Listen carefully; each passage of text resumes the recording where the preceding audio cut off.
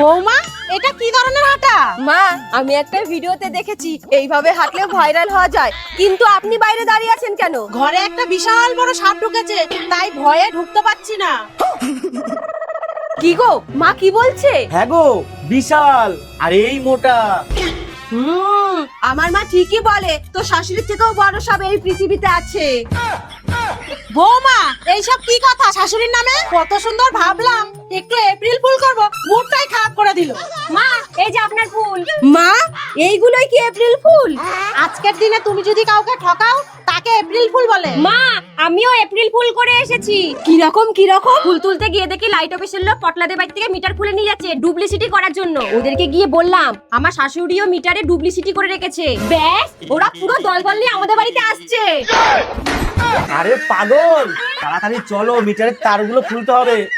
তোমার এই বৌমার জন্য একদিন জেলে যেতে হবে।